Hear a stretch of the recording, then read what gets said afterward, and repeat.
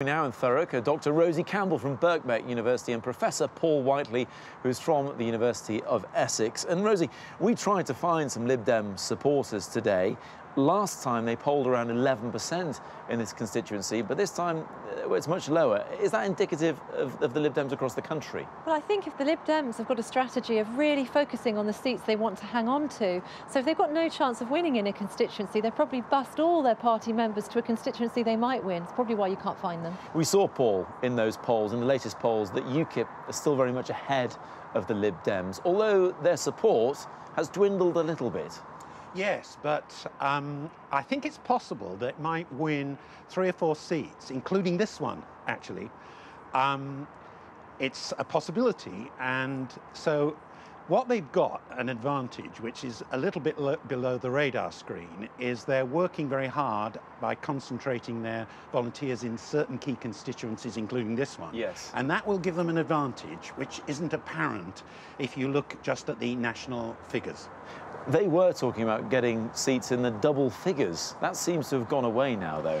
Yes, I don't think it'll be the double figures, but some of the forecasting models are suggesting they might get 1 or 2, but I think it might be more than that, but not in double figures.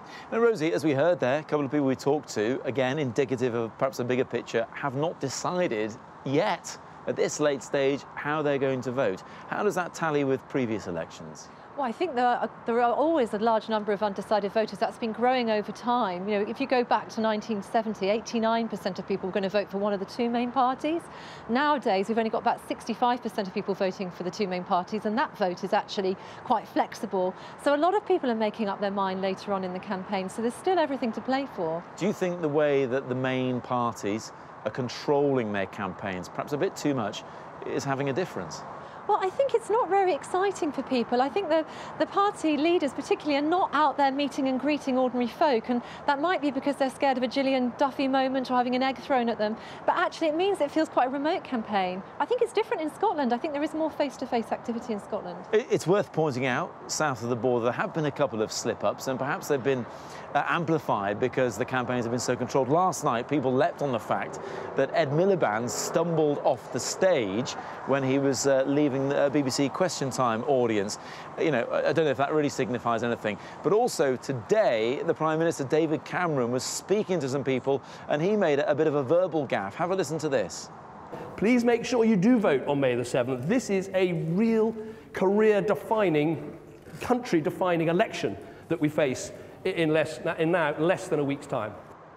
What do you make of that, Paul? He called it a career-defining election, then quickly said country-defining. Well, you know what this indicates? It indicates that the air war, the national campaign, as opposed to the campaign on the ground, has gone on too long, and people are actually getting a little bored with it. And some of our surveys show that if it goes on too long, this is exactly what happens. And so people are looking for slip-ups and Freudian slips, because that's interesting.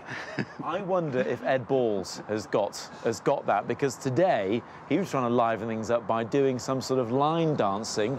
Certainly giving it a good go there, isn't he? I mean, is this the kind of thing? I mean, I know it's a serious business, Rosie, but has this kind of fun been lacking from this campaign? Well, I certainly think we've not seen much personality. It's all been so clearly stage managed, and I think as political parties have become less important, actually individual candidates matter more, individual personalities matter more. So maybe some of the main parties, I'm not sure line dancing's the answer, but certainly having a bit of charisma. Nice to have a bit of fun. Let's get back to the serious business, Paul, just to finish off. Explain what you think is most likely to happen next Friday in the event of a hung parliament.